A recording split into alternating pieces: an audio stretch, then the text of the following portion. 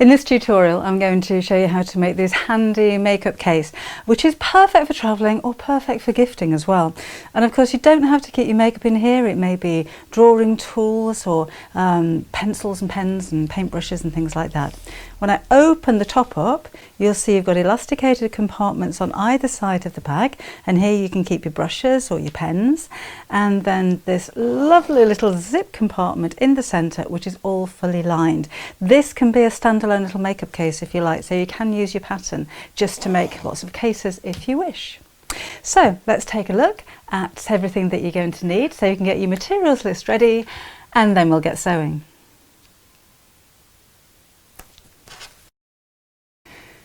Now, the first thing you're going to need to do is to make up a paper pattern. This may seem complicated, but it's actually really easy.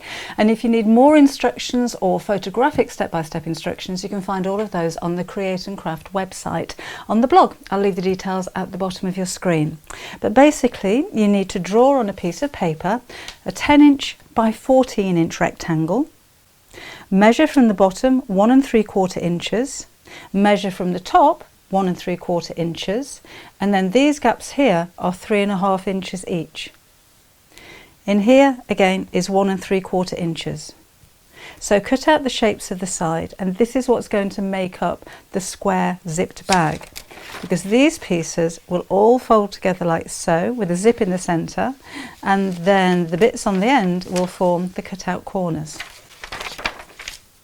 So you'll need to cut one of these from your outer fabric. Fuse fleece to the wrong side, I've already done that, whoops, and then cut one from the lining fabric as well. So let's make up the lining first of all. Fold over each end by 1/4 inch and press, and then we're going to fold right sides together, these two edges to the centre, but so that these cut out corner shapes line up. So as you fold them open or over, you'll realise that there's a gap in the centre, and this is going to be where your zip sits. So we'll have a few pins in here just to hold that in place.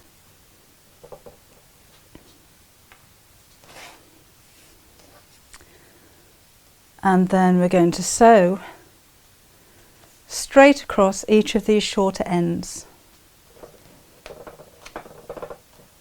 Just one more pin in there. There we go.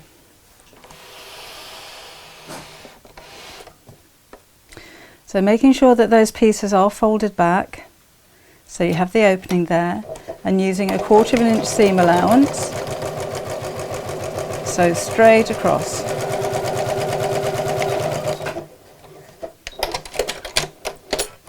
And the same on this side.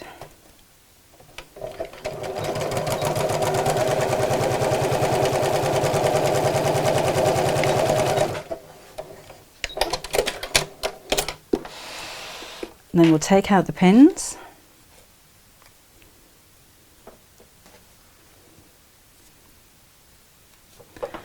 Pull open these corners to form a straight line like so. Line up the edges, and then we're going to sew straight across here.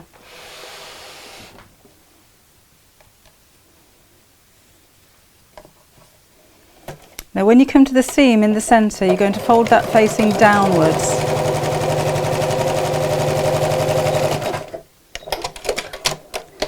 So it's going away from the gap in the centre, like that. So we'll continue on all 4 corners, and this is what actually makes the box shape.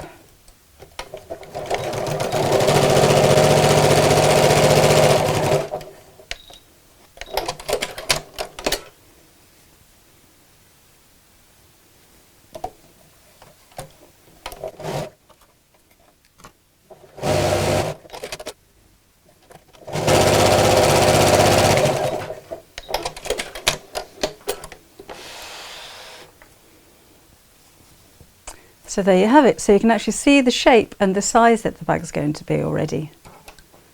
Just snip my thread off there. So we can put that to one side now, and we're going to put the zip into the outside of the bag. Now with your fabric, it's easier to use a non-directional fabric, because when you're folding one fabric in half like so, if your fabric has a direction, then it's going to be upside down by the time it gets to the other side. So in which case, here's a bit of a tip for you. I would cut my fabric, before you cut out the shape, cut my fabric in half, turn it around so that the two prints are facing away from each other, and then you'll have a seam down the bottom here, but at least when you come around to the top, then the sides are going to be facing in the same direction. So sew the two pieces back together again with a 1/4 of an inch seam allowance, press that open, then place your pattern over the top and then cut that out. Make sure the seam's sitting right in the centre of the pattern at your bottom, at the bottom. Okay, let's put the zip right sides down over the top of one end. You can use the zipper foot on your sewing machine if it makes it easier, but I'm just going to line up the edge of my zip with the edge of my fabric. I don't tend to pin with zips, because I find by the time I put all the pins in there and lined everything up and then taken them all out as I'm sewing, I may as well have just sewn the zip in. So I'm sewing right down the centre of the zip tape. You'll notice my zip's too long. It's a thing. I like my zips too long so I can move that slider right out of the way while I'm sewing. And I always like to try, if I can, to sew from the zip side up so I can see exactly where I'm going to sew. So let's push it back under there and sew the second half.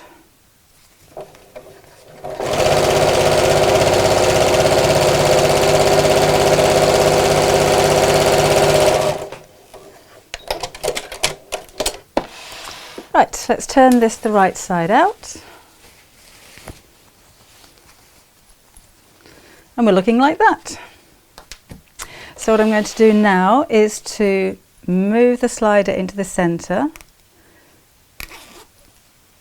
and to make things a bit easier, I'm going to line up the two edges of the zips with the seam tucked out of the way and sew them together. That's just to stop them parting when I'm constructing the rest of the bag. Don't worry about sewing over the teeth of nylon zips. That should be absolutely fine. If you're using a metal zip, that's a different kettle of fish. That will break the teeth on your machine. Sorry, break the needle on your machine. Right, then we need 2 pieces of ribbon cut to 3 inches in length. We're going to fold each piece of ribbon in half and sew that over the end of the zip, and that's going to make a little pull tab, something to hang on to when you're opening and closing the zip. So making sure that the bottom of the bag is out of the way. Just sew within the seam allowance, so quite close to the edge. And the same on this side.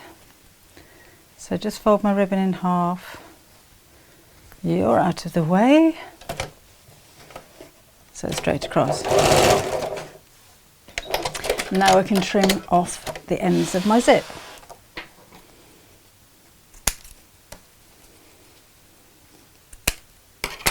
There we go. Okay, inside out again. You need the zip open this time because we'll need to turn this the right side out. And just like we did with the lining, we're going to put the short ends together, sew straight across, make sure that the zip is squished open, and the same on the opposite side. And then we'll square the box by pulling the cutout corners open like we did previously. So just make sure my edges are all lined up. And the seam across my zip is open so it doesn't interfere with the zip.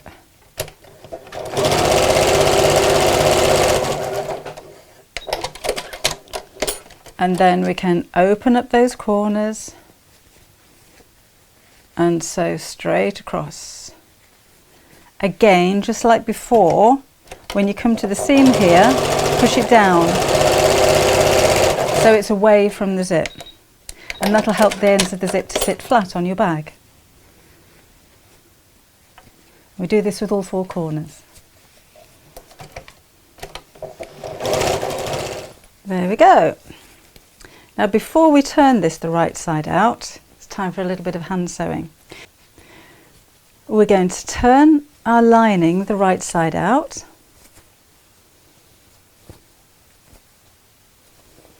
Drop the outer bag, which is inside out, inside the lining, so the wrong sides are together.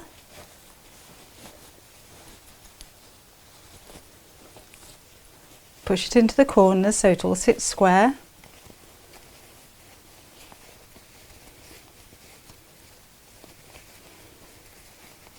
So you can see now where the gap was around the zip, and now we're going to hand sew in place. So starting at the end of the zip, I can actually feel between my fingers where the fabric on the outside is, and that's lining up with the lining.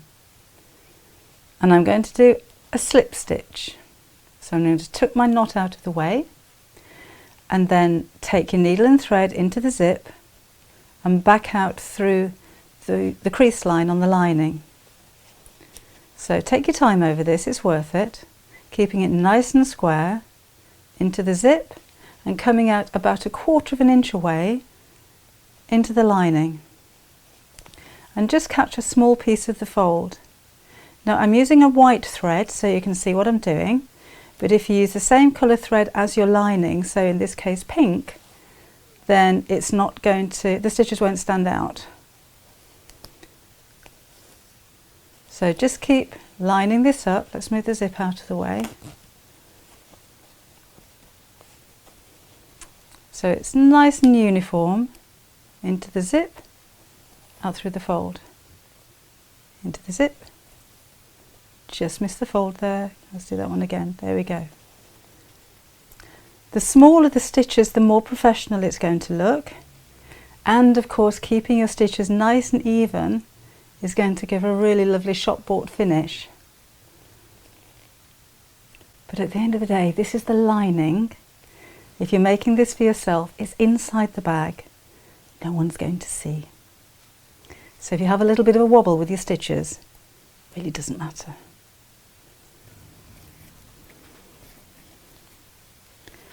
So I'm just coming down to the final side of my zip and knotting off the thread.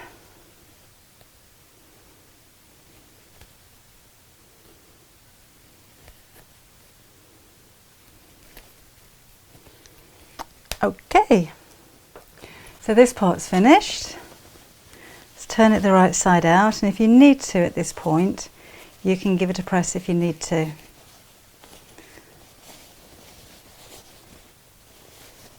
There. So if you wanted to use this just as a little makeup case on its own, then you're finished.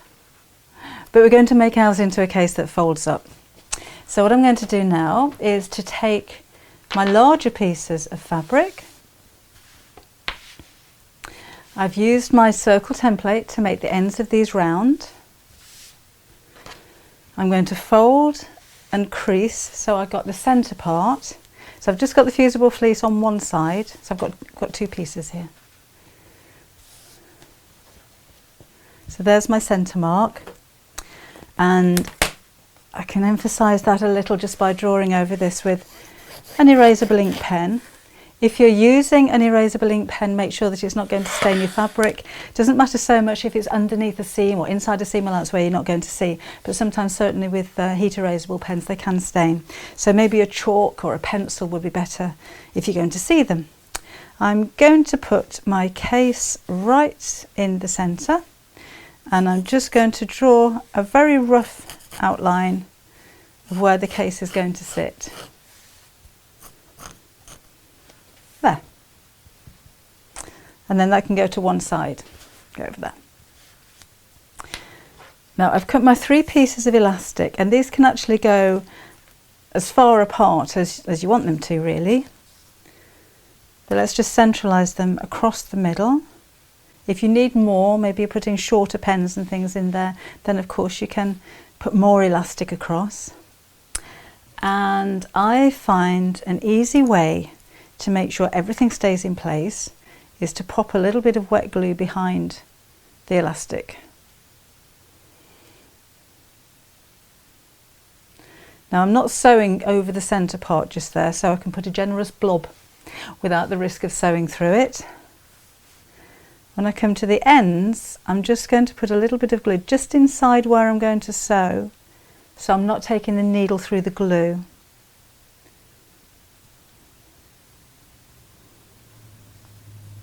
Sometimes with elastic, you have to be really careful when you're sewing strips like this, because as you come up to it with your sewing machine, the presser foot can push it, so the elastic becomes distorted.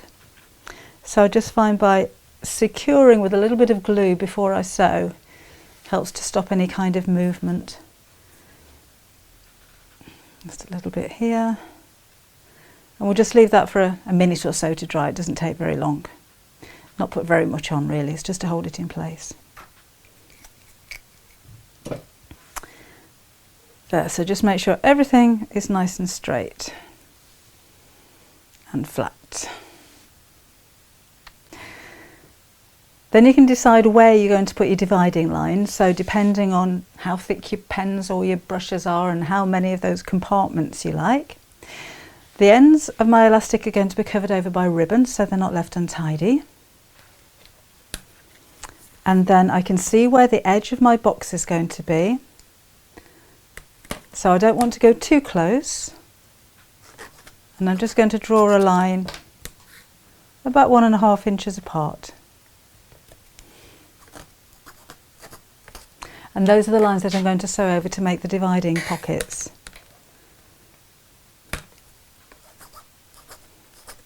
Again, don't have to be exact, you can tailor make this to fit whatever sizes you like. So I'm going to sew straight across the ends just to hold those down, and then all the way down all of these lines straight across all 3 pieces of elastic.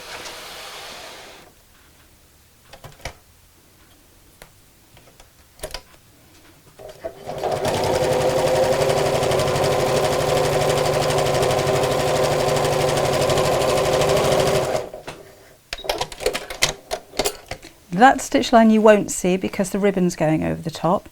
These you will, so I'm starting right at the end. Keep the elastic flat so it doesn't bend as you sew over it. And off this end. And the same with all of the lines.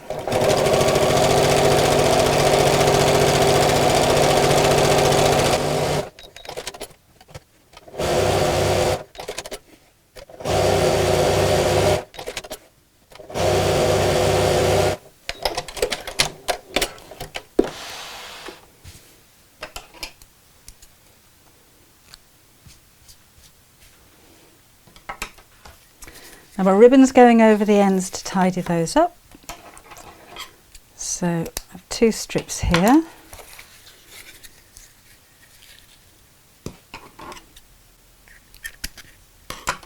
And again, just like before, I'm going to drizzle a little bit of glue just down the centre this time, because I'm going to sew down either side.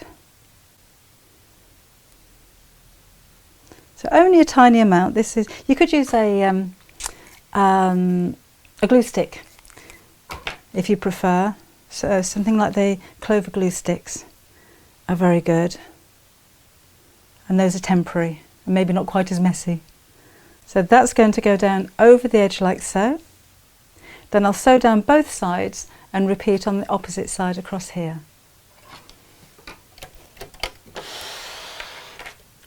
So let's just snip off the ends of the ribbon, and what you can see that I've also done is to sew my remaining ribbon pieces facing inwards to the centre of each end, and those are going to be the bits that tie around the top. So I'm very quickly going to take away the iron marks over the lines, avoiding removing the one in the centre where the box is, because I still want to see where that goes. There we go. And then we can piece these 2 pieces together. So make sure the ribbons are tied out of the way, moved out of the way. Put the two pieces right sides together, pin if you like, and we're going to sew all the way around, but leave a gap of about 4 or 5 inches in one side so you can turn it the right side out.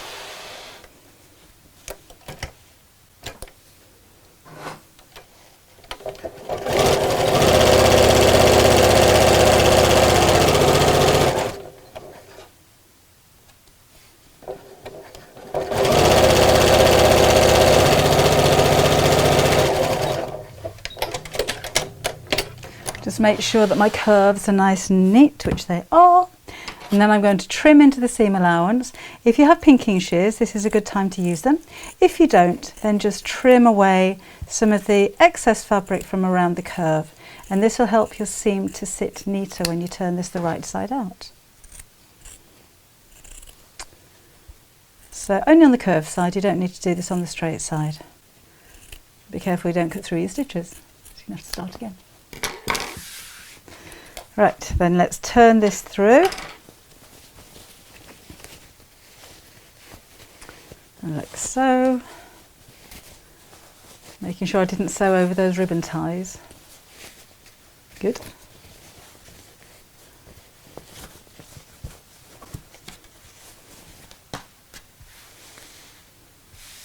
You can press at this point if you like. Might be an idea to do that over the opening, because we're not going to sew that closed until we top stitch.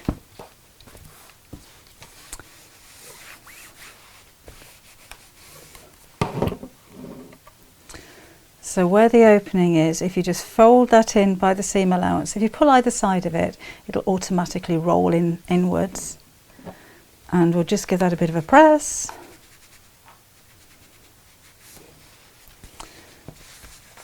And just do the curved edges while we're here as well. Then I'm going to edge stitch all the way around. So as I go over the opening, it'll close it. So let's start right there. So I can make the stitch a little bit larger now, because this is only a decorative stitch. But it also helps to give a nice, crisp, neat edge to your work. It keeps the seam sitting flat.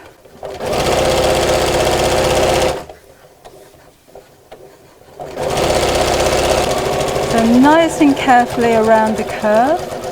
Stop as often as you need to. If you do stop, stop with the needle down. And then when you carry on sewing, your stitch line will be nice and neat and flat.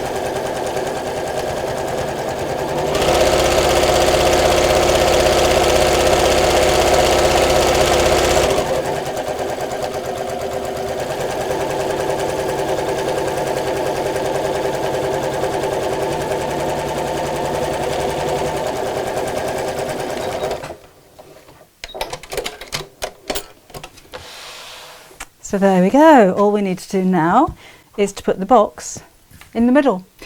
And I'm going to glue it again. So only to start with, and only in the centre, because I just find it easier to hold the whole thing in place. If you try and pin something that's as three-dimensional as this, it's going to be all wobbly by the time you come to sewing. So I like to hold it in place with glue and then sew around the edge as well. So straight down the centre of my base, and this is where a strong wet glue is better than a glue stick, because your glue sticks are repositionable. This is actually permanent and it's very strong. So it looks like I'm putting a lot on there, but it's actually very fine. So I've covered the whole area, but I haven't put very much glue on there. Don't like to waste it. What I am going to do is just open up the zip so I can press it down properly. And then place this over the mark that I left, so I know that it's sitting in the centre. And then just hold that down for a couple of minutes while it glues. Then I'm going to use the same stitch as I did to sew the lining in to hold the base together. So I know it's not quite dry, but I'll show you anyway. We'll get started on this. So again, I'm going to hide my knot underneath the bag. So you get out of the way. Make sure this is sitting nice and square, and then sew. So into the mat and out through the bag. In the mat, out of the bag. Mat, bag.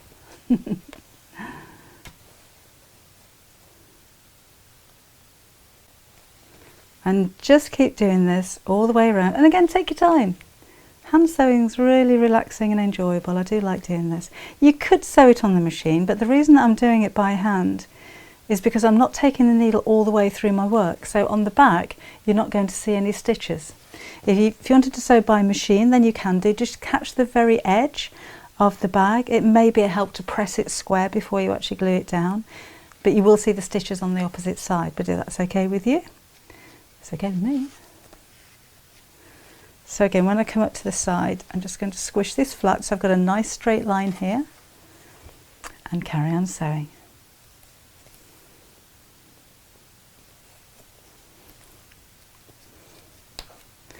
The final touch is to add a little knot of ribbon in the end of the zip just to decorate it. And there you can see we've finished, so you've got somewhere to keep all of your nail varnishes, your cosmetics, your eyeshadows, your blushes, and then of course your brushes can go in the elasticated panels either side. And when you're travelling, or to keep the whole case tidy, all you're going to do is to tie the two ties together in the centre in a bow. So I hope you've enjoyed the tutorial. And more importantly, I hope you enjoy making yours.